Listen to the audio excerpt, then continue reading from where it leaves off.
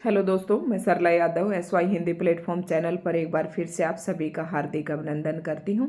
और आज की इस वीडियो में हम टॉप 50 के आसपास MCQs करेंगे और वो MCQs रहने वाले हैं प्रयोगवाद और नई कविता से संबंधित।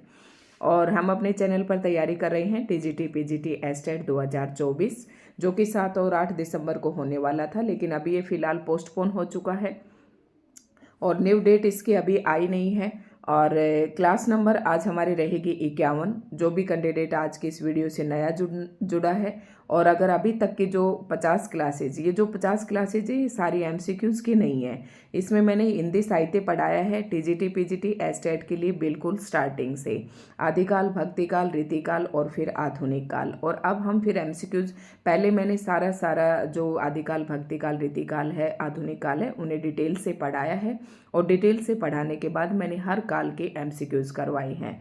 तो जो भी इच्छुक कैंडिडेट ये सारी वीडियोस देखना चाहता है तो सबसे पहले चैनल को सब्सक्राइब करें।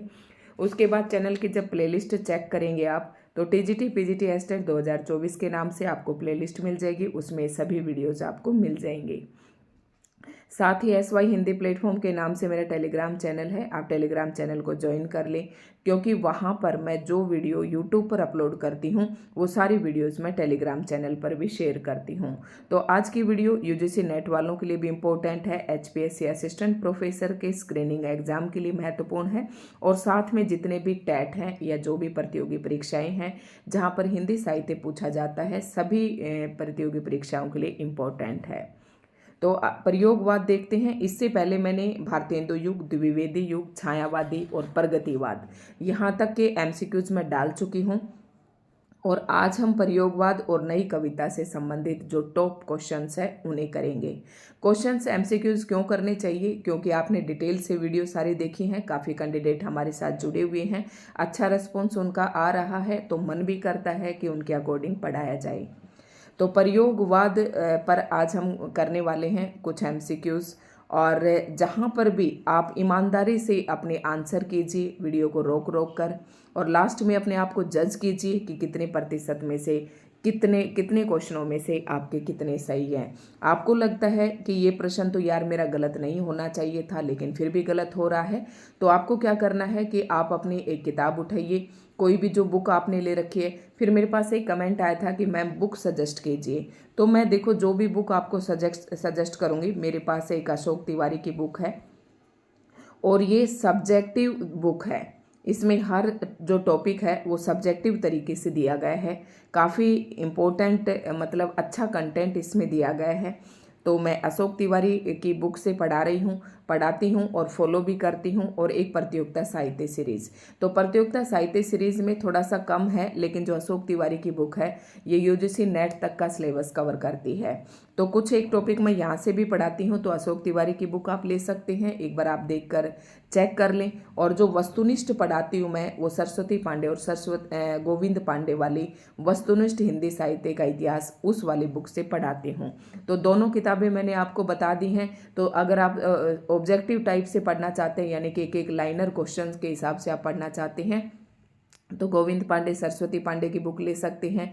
लेकिन आप सब्जेक्टिव तरीके से टॉपिक को क्लियर करना चाहते हैं, कंसेप्ट को समझना चाहते हैं, तो आप अशोक तिवारी की बुक खरीदिएगा। अशोक तिवारी की भी पहले काफ़ी मोटी मोटी किताबें हैं, आप देख लीजिएगा, जो आपको पसंद आए वो आप ले लेना। तो शुरुआत करती हूँ आज के इस वीडियो लेक्चर की, और इसमें हम करेंगे प्रयोगवाद। तो सबसे पहले मैं शुरुआत आपको बताती हूँ कि प्रयोगवाद का जो प्रारंभ है वो सन 1943 में हुआ।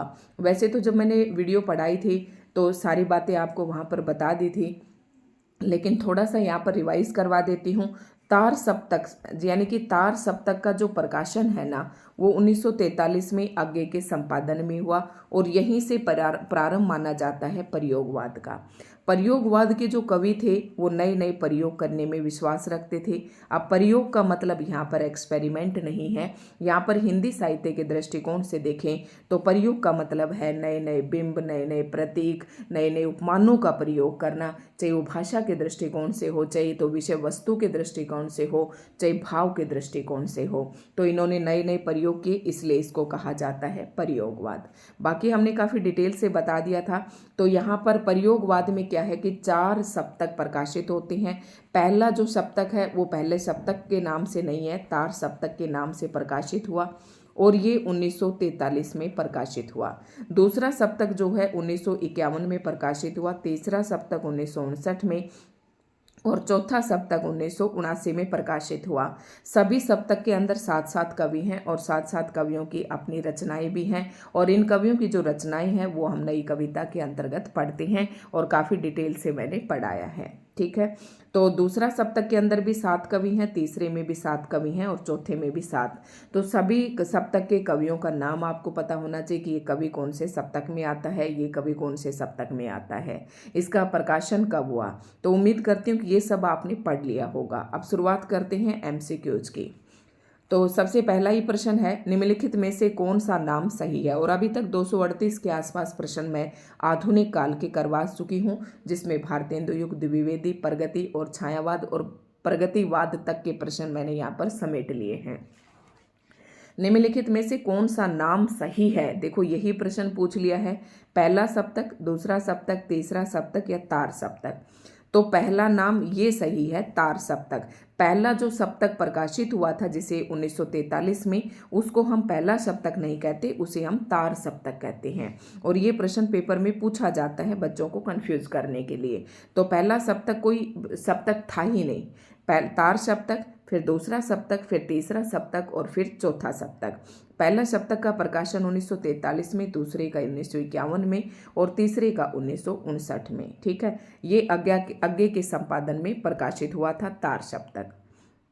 बढ़ते हैं हम नेक्स्ट प्रश्न की तरफ और नेक्स्ट प्रश्न है हमारा, नेक्स्ट प्रश्न है 239। तो 239 प्रश्न की तरफ हम बढ़ते हैं। प्रयोगवाद का आरंभ कब से माना जाता है, अभी मैंने आपको बताया ये। तो प्रयोगवाद का आरंभ जो है सन 1943 से माना जाता है और 1943 में तार सप्तक का प्रकाशन हुआ और आगे के संपादन में हुआ। ठीक है, तो ये बात आपको ध्यान रखनी है। उसके बाद नेक्स्ट प्रश्न है, राहों का अन्वेषी किसे कहा गया। वेरी मोस्ट इंपॉर्टेंट प्रश्न, सीधे तौर पर यह प्रश्न कई बार परीक्षाओं में पूछा जाता है। तो राहों के अन्वेषी किसे कहा, अज्ञे जी ने, अज्ञे जी ने कहा था। तो ये तार सप्तक के कवियों को कहा था जो 1943 में प्रकाशित हुआ था। उसके साथ जो कवि थे उस सप्तक के कवियों को, तार सप्तक के कवियों को राहों का अन्वेषी कहा अज्ञे जी ने। ठीक है, बढ़ते हैं नेक्स्ट प्रश्न की तरफ। प्रयोगवाद की काल अवधि आपको बतानी है। प्रश्न नंबर 241 का सही आंसर करना है। तो प्रयोगवाद की अवधि जो है, क्योंकि 1900, थोड़ा सा ध्यान से देखना, मैं जो प्रयोगवाद की समय सीमा है वो 1943 से शुरू होती है और 1953 पर समाप्त हो जाती है, क्योंकि 1954 के बाद नई कविता का प्रारंभ माना जाता है। तो यहाँ से आपको ये बात नोट करनी है। तो प्रयोगवाद की समय सीमा हो जाएगी, प्रश्न नंबर 241 का सही आंसर हो जाएगा 1943 से 1953, यानी कि बी ऑप्शन आपका सही हो जाएगा। बढ़ते हैं नेक्स्ट प्रश्न की तरफ और नेक्स्ट प्रश्न है 242। समकालीन समीक्षा में अस्तित्ववादी किसे घोषित किया गया है। अस्तित्ववादी किस कवि को कहा गया है समकालीन समीक्षा के अंदर, ये आपको बताना है। बहुत इंपॉर्टेंट प्रश्न है अपने आप में। तो अस्तित्ववादी इनमें से अज्ञे को घोषित किया गया था, ये प्रश्न आपको ध्यान रखना है। मुक्तिबोध जो है इसे प्रगतिवादी कवि माना गया है। नई कविता को प्रयोगवाद का विकसित रूप किसने कहा है। नई कविता को, यानी कि कोई भी वाद हो, पहले तो वो शुरुआत होती है 1943 से प्रयोगवाद की शुरुआत हुई और 1953 तक प्रयोगवाद चलता रहा। लेकिन प्रयोगवाद जब अपने पूर्ण विकसित रूप में पहुंच गया तो उसको नाम दिया गया नई कविता का। ठीक है, तो नई कविता को प्रयोगवाद का विकसित रूप किसने कहा, ये प्रश्न आपको बताना है। और 243 का सही आंसर हो जाएगा गोविंद शर्मा रजनीश ने। तो ये आपको ध्यान रखना है। नई पत्रिका का प्रकाशन आरंभ कब हुआ, ये ध्यान से बताना है। नई पत्रिका, ये पूछा जाता है प्रश्न पत्रिकाओं से संबंधित। तो नई पत्रिका का प्रकाशन कब हुआ, सन 1954 में, और यहीं से नई कविता की शुरुआत भी मानी जाती है और 1953 पर प्रयोगवाद खत्म हो जाता है। बढ़ते हैं नेक्स्ट प्रश्न पर। नकेनवाद किस काव्य, जब मैंने नकेनवाद का एक दूसरा नाम है प्रपद्यवाद, तो इसे प्रपद्यवाद कहें चाहे नकेनवाद कहें। नकेनवाद के अंदर 3 कवि थे, नलिन विमोचन शर्मा, नरेश केसरी और न से नरेश। ये मैंने तीनों नाम बताए थे और प्रपद्यवाद पर मैंने एक स्पेशल वीडियो डाली थी और यहाँ से एक प्रश्न भी पूछा जाता है, तो आप उसे एक बार जरूर देख लें। प्रश्न नंबर 245 का सही आंसर करना है नकेनवाद किस काव्य धारा के लिए प्रयुक्त हुआ। मतलब जो प्रयोगवादी काव्य था उसी के अंतर्गत कुछ कवि थे जिन्हें नकेनवाद की संज्ञा दी, जिन्हें प्रपद्यवाद की संज्ञा दी। तो ये किस काव्य धारा के लिए प्रयुक्त हुआ, प्रयोगवादी काव्य धारा के लिए ही प्रयोग हुआ नकेनवाद शब्द। प्रपद्यवाद किसका पर्याय है, तो ये आपको बताना। ये प्रश्न तो बहुत ही आसान है, अभी आपने कर लिया। तो प्रपद्यवाद किसका पर्याय है, मतलब प्रपद्यवाद कहें चाहे नकेनवाद कहें एक ही बात है, तो ये नकेनवाद का पर्याय है। सही आरोही क्रम आपको चुनना है। तो मैं हर वीडियो में बताती हूँ, हर एक काल का जो क्रम है वो क्रम से मैं बताती हूँ। प्रयोगवाद, छायावाद, नई कविता, प्रगतिवाद। तो एक बार इस क्वेश्चन को सोल्व करने से पहले बता देती हूँ आपको। सबसे पहले भारतेंदु युग आता है, उसके बाद द्विवेदी युग आता है, मैं शॉर्ट में लिखूंगी द्विवेदी युग, फिर आता है छायावादी युग और सभी की मैंने समय सीमा भी साथ साथ बताई है। छायावादी के बाद आता है प्रगतिवाद और प्रगतिवाद के बाद आता है प्रयोगवाद और प्रयोगवाद के बाद आता है नई कविता। तो आप इस क्रम को बिल्कुल याद रखें, सभी का मैंने समय सीमा आपको बताई थी। तो यहाँ पर सबसे पहले आ जाएगा छायावाद के बाद प्रयोगवाद, प्रगतिवाद और प्रगतिवाद के बाद प्रयोगवाद और फिर नई कविता। इन दोनों की बात तो अभी हम कर रहे हैं। छायावाद का जो समय सीमा है 1918 से 1936 मानी जाती है और 1936 से 1943 के 42 तक जो है वो प्रगतिवाद की समय सीमा मानी जाती है। तो प्रश्न नंबर 243 का सही आंसर ऑप्शन सी हो जाएगा। बढ़ते हैं नेक्स्ट प्रश्न की तरफ। नई कविता शब्द का सबसे पहले प्रयोग किसने किया, ये बताना है। प्रश्न नंबर 248 का। तो नई कविता शब्द का सबसे पहले प्रयोग भी अज्ञे जी ने किया था, ध्यान रखना है इस प्रश्न को, काफी इंपॉर्टेंट है। युयुत्सावादी कविता का प्रवर्तक कौन है, युयुत्सावादी कविता का प्रवर्तक कौन है, तो इस प्रश्न का आंसर करना है। प्रश्न नंबर 249। तो इस युयुत्सावादी कविता का प्रवर्तक है शलभ श्री राम। तो श्री राम जो चौथे सप्तक के अंतर्गत आते हैं, नलिन विमोचन और नरेश कुमार जो हैं ये नकेन के अंतर्गत आते हैं, ठीक है। तो इसका आंसर हो जाएगा ऑप्शन ए। बढ़ते हैं नेक्स्ट प्रश्न की तरफ। प्रतिबद्ध कविता का जनक किसे माना जाता है। अब आपने ये शब्द नहीं सुने होंगे, अगर आपने डिटेल से किसी बुक के अंदर पढ़ा है तो आपने ये शब्द जरूर सुने होंगे। परमानंद श्रीवास्तव, इसका सही आंसर हो जाएगा प्रतिबद्ध कविता का जनक परमानंद श्रीवास्तव को माना जाता है। बढ़ते हैं नेक्स्ट प्रश्न की तरफ। किसिम किसिम की कविता, इंपॉर्टेंट कविता है, कई बार डायरेक्ट पूछा जाता है कि रचना किसकी है या ये कविता किसकी है। किसिम किसिम ये पूछी हुई है, यूजीसी नेट में भी ये प्रश्न पूछा हुआ है किसी और पीजीटी एस्टेट में भी पूछा हुआ है। नामक लेख में नई कविता के 45 नामों का उल्लेख किसने किया, मतलब जो नई कविता है उसे 45 नामों से किसने उल्लेख किया। तो प्रश्न नंबर 251 का सही आंसर आ जाएगा डॉक्टर जगदीश गुप्त, और डॉक्टर जगदीश गुप्त को हम नई कविता के अंतर्गत ही लेते हैं। तो किसिम किसिम कविता की कविता के लेखक कौन है, जगदीश गुप्त, ये भी आपको याद रखना है। बढ़ते हैं नेक्स्ट प्रश्न की तरफ और नेक्स्ट प्रश्न है 252 और 252 में प्रकाशन की दृष्टि से आगे की रचनाओं का सही, बहुत ही इम्पोर्टेंट है, बहुत इम्पोर्टेंट है, इनकी रचनाएं क्रम से लगाने के लिए पूछी जाती हैं। तो प्रश्न नंबर 252 का सही आंसर करना है।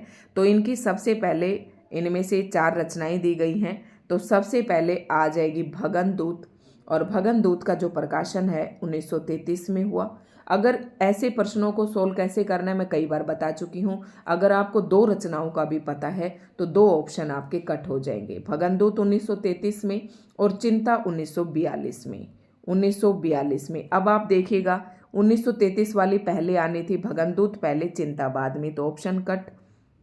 इसके बाद इसमें देखें, भगनदूत पहले चिंता बाद में, लेकिन चिंता पहले, ऑप्शन कट। बावरा अहेरी भगनदूत चिंता, ये ऑप्शन सही हो सकता है। फिर इसमें भगनदूत चिंता, अब 2 ऑप्शन आपके कट हो गए और 2 ऑप्शन में से आपको आंसर करना है। तो इसमें आ जाएगा, अब पता है बावरा अहेरी तो लास्ट में आएगी, तो सही ऑप्शन हो जाएगा ऑप्शन डी, 252 का डी आंसर हो जाएगा। भगनदूत चिंता इतलियम बावरा अहेरी। तो भगनदूत 1933 में, चिंता 1942 में और इतलियम का प्रकाशन 1946 में हुआ और बावरा अहेरी का प्रकाशन 1954 में हुआ। बढ़ते हैं नेक्स्ट प्रश्न की तरफ। अज्ञे जी को किस काव्य कृति के लिए साहित्य अकादमी पुरस्कार 1964 में मिला? वेरी मोस्ट इंपॉर्टेंट, साहित्य अकादमी पुरस्कार पहले तो किस रचना पर मिला? आंगन के पार द्वार। साथ में ये भी याद रखना है कब मिला, 1964 में मिला। बढ़ते हैं नेक्स्ट प्रश्न की तरफ। और कितनी नाव में कितनी बार, ये सब मैंने जब डिटेल से वीडियो में पढ़ाया था तो सारे प्रश्नों के आंसर आपको बताए थे। कितनी नाव में कितनी बार काव्य कृति के लिए अज्ञे जी को कौन सा पुरस्कार मिला? तो 254 का सही आंसर हो जाएगा। इस कृति पर इनको ज्ञानपीठ पुरस्कार प्राप्त हुआ। ये याद रखना है, ज्ञानपीठ पुरस्कार कितनी नाव में कितनी बार पर मिला? साहित्य अकादमी पुरस्कार 1964 में आंगन के पार द्वार नामक रचना पर मिला। बढ़ते हैं नेक्स्ट प्रश्न की तरफ। ये आपको सही मिलान करने हैं, यहाँ पर कूट दिए गए हैं तो डायरेक्ट आपको पता होना चाहिए। थोड़ा सा मैं आपको छोटा करके दिखा देती हूँ कि कौन सी रचना किसकी है। चांद का मुंह टेढ़ा, इसमें से जो आपको पता है वो सबसे पहले देखिए डी का तीसरा, उसके बाद आप कूट पर जाइए डी का तीसरा। तो डी का तीसरा एक ही ऑप्शन में दिया गया है, ऑप्शन डी जो है इसका राइट आंसर हो जाएगा। ऑप्शन, एक मिनट, इसमें कुछ गड़बड़ है, 1 मिनट हम मिला लेते हैं। सीधे तौर पर देखते हैं इसको कि किस किस की हैं ये चारों। यहाँ पर लेखक हमें दिए गए हैं। अरियो करुणा प्रभा में, तो ये जो पंक्ति है वो आगे की है। धूप के दान नाश और निर्माण, तो ये पंक्ति जो है धूप के दान नाश और निर्माण, ये गिरजा कुमार माथुर की है। उसके बाद खुशबू के शिलालेख और चांद का मुंह टेढ़ा हमें पता है मुक्ति बोध जी की है। और खुशबू के शिलालेख, परिवर्तन, बुनी हुई रस्सी, ये सतपुड़ा के जंगल, ये सारी रचनाएं किसकी है? भवानी प्रसाद मिश्र जी की। तो अरियो करुण ए का दूसरा ये यहाँ पर है, ए का दूसरा, बी का तीसरा, ठीक है। तो ऑप्शन ए जो है इसका सही आंसर हो जाएगा। बढ़ते हैं नेक्स्ट प्रश्न की तरफ। आगे की श्रेष्ठतम कविता है, आगे की सबसे श्रेष्ठ कविता आपको बतानी है।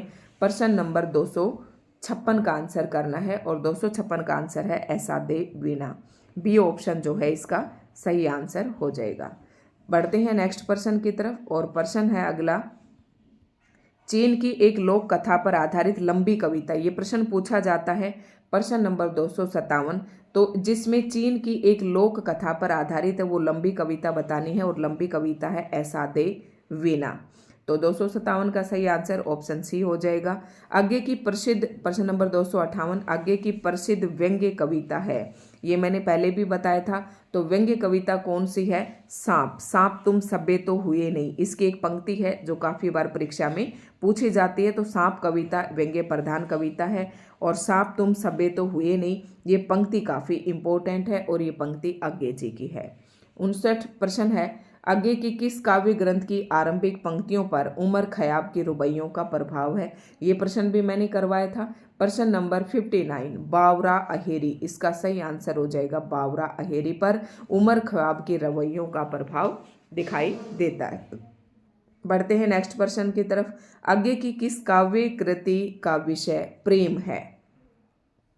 मतलब कौन सी रचना है आगे की जिसका विषय प्रेम है? तो 260 का बताना है। तो प्रेम मतलब चिंता नामक भगनदूत, चिंता, इतलियम, ये इनके काव्य संग्रह है।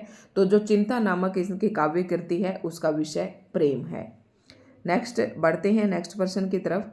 किसकी कविता में छायावाद, प्रगतिवाद और प्रयोगवाद तीनों के लक्षण पाए जाते हैं? प्रश्न नंबर 261 का सही आंसर करना है। तो छायावाद, प्रगतिवाद और प्रयोगवाद जिसमें तीनों के लक्षण पाए जाते हैं तो वो कवि है शमशेर बहादुर सिंह। ऑप्शन जो ए है इसका सही आंसर हो जाएगा। बढ़ते हैं नेक्स्ट प्रश्न की तरफ। कवियों का कवि किसे कहा जाता है? Very most important. तो कवियों का कवि शमशेर बहादुर को कहा जाता है। बढ़ते हैं नेक्स्ट प्रश्न की तरफ। कलगी बाजरे की सत्य और शब्द जितना तुम्हारा सच है कविताओं के रचनाकार हैं। तो सीधे तौर पर याद होना चाहिए तो आपको प्रश्न नंबर 263 का सही आंसर हो जाएगा कलगी बाजरे की। तो ये जो रचनाएं हैं ये अज्ञे जी की हैं। नेक्स्ट प्रश्न है 264। और प्रयोगवाद का मुख्य लक्ष्य क्या था? Very most important. ये इस तरीके के प्रश्न पूछे जाते हैं। तो प्रयोगवाद का मुख्य लक्ष्य था नई राहों का अन्वेषण। अन्वेषण का मतलब होता है खोज, और मैंने बताया कि नए नए प्रयोग करना ही प्रयोगवाद का प्रमुख लक्ष्य था। तो नई राहों की खोज करना, घिसी पिटी जो परंपरा पहले से काव्य की चली आ रही थी उस परंपरा को छोड़कर नई राहों की खोज करना ही इसका प्रमुख लक्ष्य था। तो ऑप्शन डी इसका सही आंसर हो जाएगा। प्रयोगवाद का सबसे बड़ा दोष क्या था ये आपको बताना है 265 का। तो इसमें क्या किया? नवीनता के प्रति अतिशय मोह, ये तो बिल्कुल सही था। रूढ़ियों और मान्यताओं का विरोध भी किया गया, ये भी बिल्कुल सही है। नई प्रतीकों का सर्वदा अभाव। तो इसका सबसे बड़ा दोष पूछा है तो लोक कल्याण की उपेक्षा की इन्होंने, मतलब लोक कल्याण के बारे में इन्होंने ज़्यादा कुछ नहीं कहा, उसकी उपेक्षा से रही। तो ऑप्शन ए इसका राइट आंसर हो जाएगा। बढ़ते हैं नेक्स्ट प्रश्न की तरफ, प्रश्न नंबर 266 और इसका सही आंसर हो जाएगा। क्वेश्चन को पहले पढ़ेंगे। शमशेर को किस काव्यकृति के लिए साहित्य अकादमी पुरस्कार 1977 में मिला? प्रश्न नंबर 266 का बताना है। तो इसका सही आंसर हो जाएगा चुका भी नहीं हूँ मैं। तो ये जो सारी रचनाएं हैं ये वैसे शमशेर बहादुर जी की हैं, लेकिन साहित्य अकादमी पुरस्कार 1977 में मिला और ये चुका भी नहीं हूँ मैं इस काव्यकृति पर मिला। नेक्स्ट प्रश्न है कौन सी रचना शमशेर बहादुर सिंह की है? प्रश्न नंबर 267 का सही आंसर करना है। 267 की कौन सी रचना शमशेर बहादुर की है? पीली रात, पीली आंधी, एक पीली शाम, पीली छतरी वाली लड़की। तो इनमें से देखो ये से मिलती जुलती रचनाएं दे रखी हैं। पीली आंधी, पीली छतरी वाली लड़की। तो इनमें से ऑप्शन जो ए है एक पीली शाम, ये जो रचना है ये शमशेर बहादुर की है। एक पीली शाम ये शमशेर बहादुर की है। ठीक है। नेक्स्ट है मुक्तिबोध ने बुजरवाजी का अंतिम मुमूर्षु, मरने के प्रति जो इच्छा होती है मुमूर्षु कवि किसे कहा है? बुर्जवाजी का अंतिम मुमूर्षु कवि किसे कहा है? मुक्तिबोध ने। प्रश्न नंबर 268 तो ये हो जाएगा जयशंकर प्रसाद को। बढ़ते हैं नेक्स्ट प्रश्न की तरफ। मुक्तिबोध की कविता नहीं है, अब बताना है इनमें से मुक्तिबोध की कौन सी कविता नहीं है। प्रश्न तो बादल को घिरते देखा मैंने, बादल को घिरते देखा। ओरांग उटांग ये मुक्तिबोध की कविता है। ब्रह्म राक्षस तो सभी जानते हैं। डूबता चांद कब डूबेगा, तो ये भी मुक्तिबोध की है। बादल को घिरते देखा मैंने जब जब देख वो, ठीक है, बादल को घिरते देखा, ये बादल राग कविता में से है शायद। और ये पंक्ति जो है, ये कविता जो है मुक्तिबोध की नहीं है। बढ़ते हैं नेक्स्ट प्रश्न की तरफ। मुक्तिबोध के लिए फैटेंसी क्या है? प्रश्न नंबर 270 तो मुक्तिबोध के लिए फैटेंसी क्या है? ज्ञानात्मक संवेदना, आत्मानुभूति, अनुभव की कन्या, आभ्यंतरीकरण। तो इसका सही आंसर हो जाएगा अनुभव की कन्या, इसका मतलब है फैटेंसी का। बढ़ते हैं नेक्स्ट प्रश्न। मुक्तिबोध की सबसे लंबी तथा सर्वाधिक चर्चित कविता कौन सी है? सबसे अधिक लंबी भी है और सर्वाधिक चर्चित भी है। तो प्रश्न नंबर 271 का सही आंसर हो जाएगा अंधेरे में। ये सबसे लंबी कविता है और सबसे चर्चित कविता है। विक्षुब्ध बुद्धि के स्मारक स्वर कविता किसकी है? 272 का सही आंसर करना है। तो ये कविता भी किसकी है? गजानन माधव मुक्तिबोध जी के। आप जो प्रश्न कर रहे हैं हम ये नई कविता के शुरू हो गए हैं। वैसे ये सारे कवि तार सप्तक के ही थे, मतलब सप्तक के ही कवि थे। एक नीली आग कविता के रचयिता बताना है। प्रश्न नंबर 273 तो एक नीली आग जो कविता है ये मुक्तिबोध की है। और अज्ञे जी की अभी बताई थी चिंता, इतलियम, भगनदूत। भवानी प्रसाद मिस्त्री है सतपुड़ा के जंगल, परिवर्तन, बुनी हुई रस्सी, खुशबू के शिलालेख। ठीक है। और आगे बढ़ते हैं नेक्स्ट प्रश्न की तरफ। प्रश्न है 200 274 और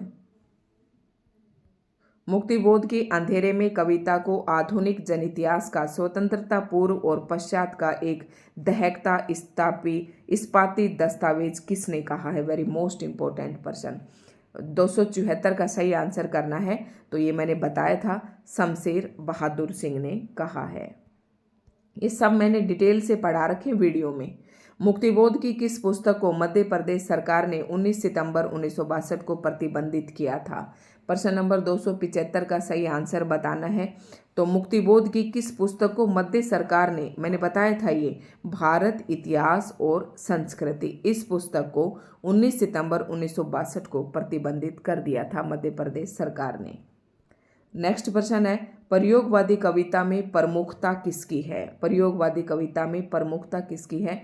276 का सही आंसर बताना है। तो है इसमें मध्य वर्गीय समाज का चित्रण, ये इसकी प्रमुखता रही है। बढ़ते हैं नेक्स्ट प्रश्न की तरफ।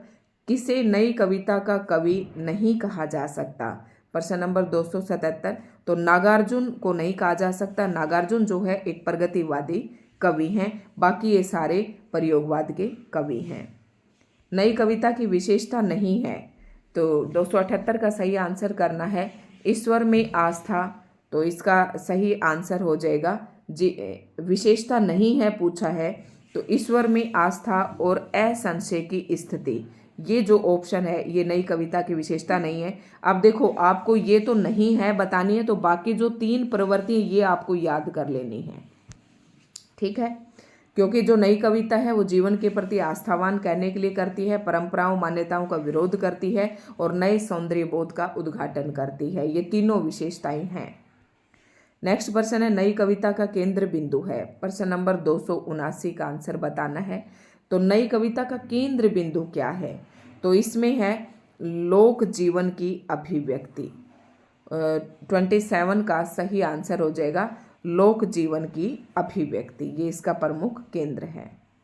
नई कविता में लघु मानव की प्रतिष्ठा के विचार को प्रमुखता से किसने रखा?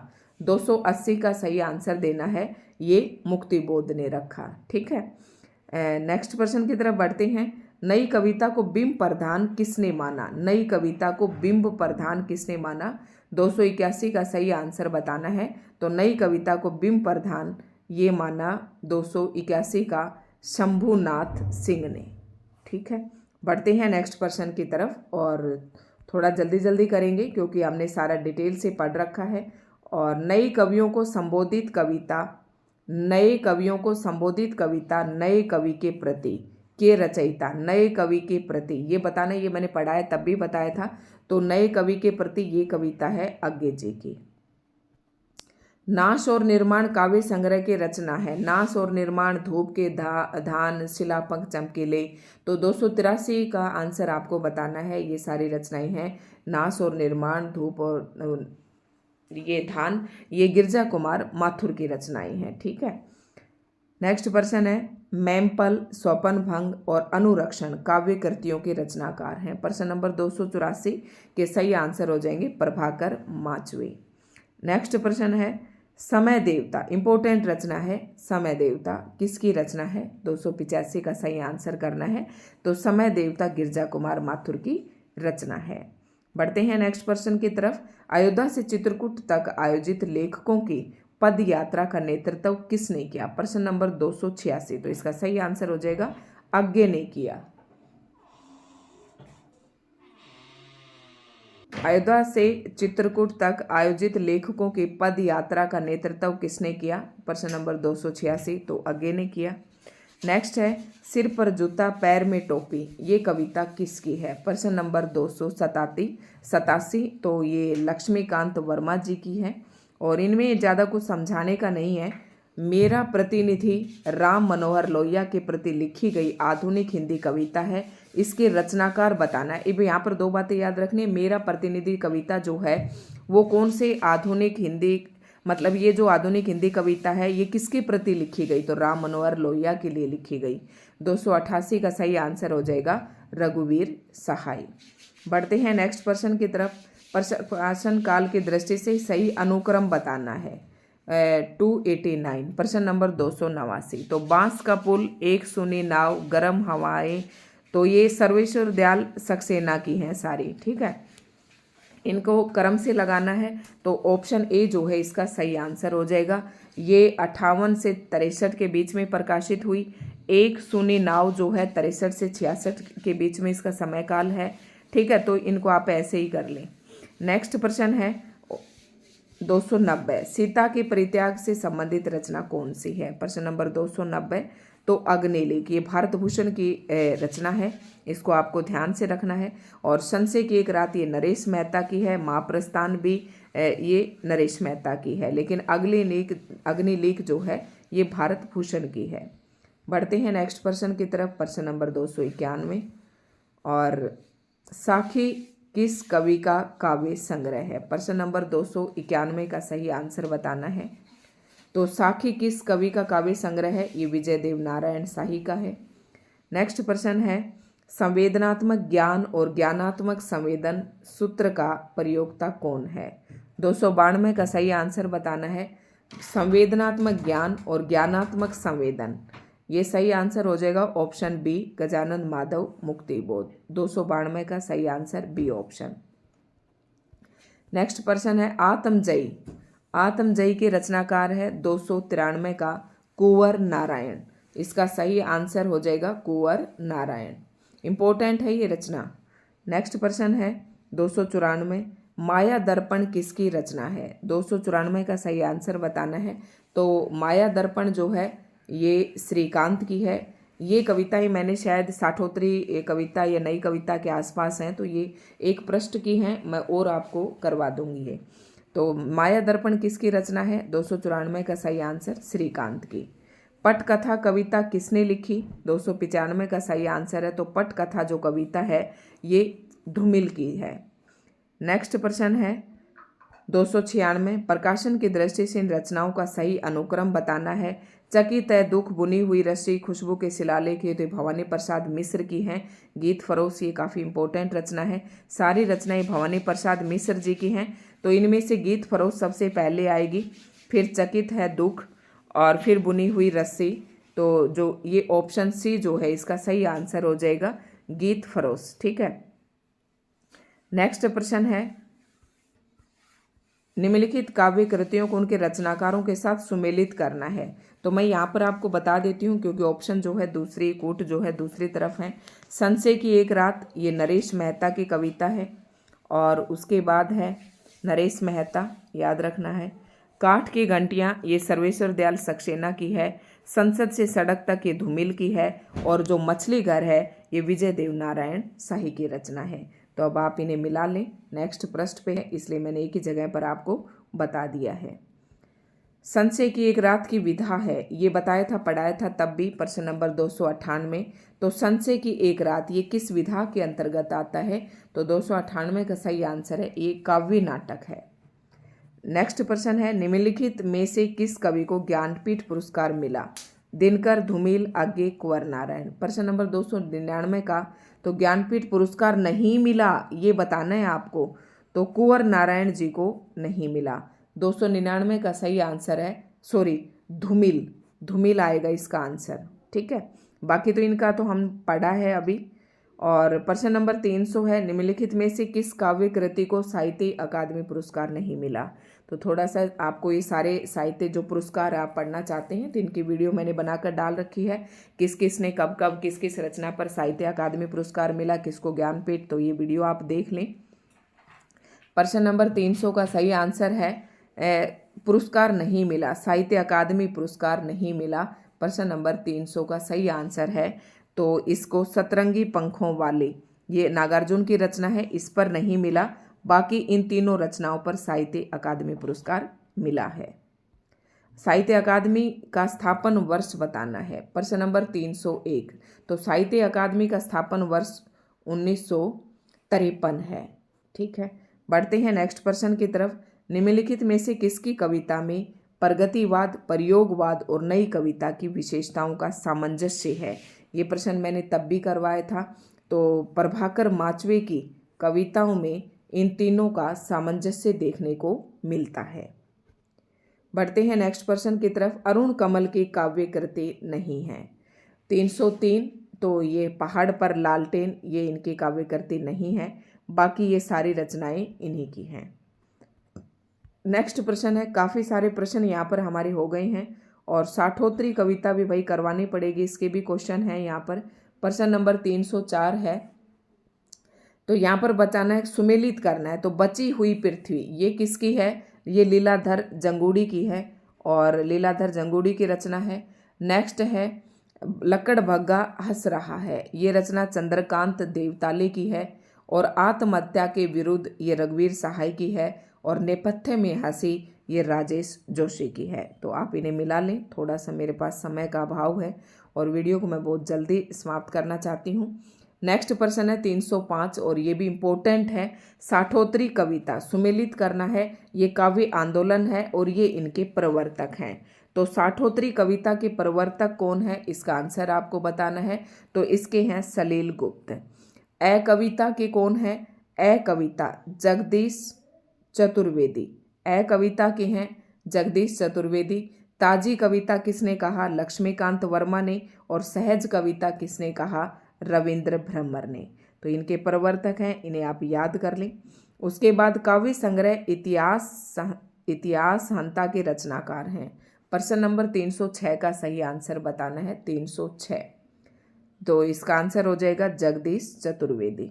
साठोत्तरी कविता से आशय, देखो साठोत्तरी कविता मैंने नहीं पढ़ाई है, इसके जो प्रश्न हैं मैं थोड़ी देर बाद आपको मतलब करवा दूंगी और उसके बाद इसी बाद ही मैं साठोत्तरी कविता के प्रश्न करवाऊंगी, क्योंकि यहाँ से ना बहुत कम उम्मीद पॉसिबिलिटी रहती है प्रश्न पूछने की। तो साठोत्तरी कविता को भी मैं करवा दूंगी, उसके बाद हम इससे आगे के प्रश्न करेंगे। तो दोस्तों आज की इस वीडियो में इतना ही था। आज की वीडियो आपको कैसे लगी कमेंट करके ज़रूर बताएं और आपके कितने प्रश्न सही हुई साथ में ये भी बताएं। धन्यवाद।